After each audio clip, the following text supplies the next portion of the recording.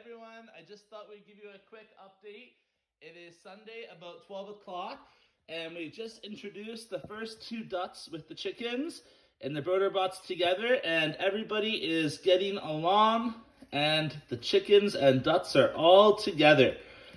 So those are two ducklings here that just hatched sometime overnight, don't have names yet, and those are our four chickens. Everybody is getting along all together in our broder bots.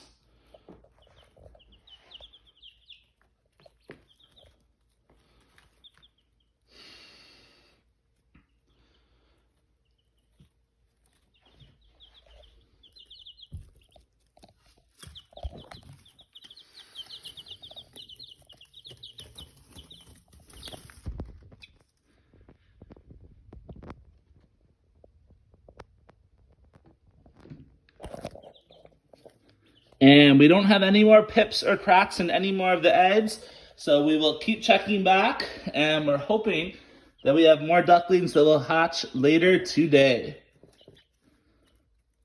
So we'll check back in a couple of hours.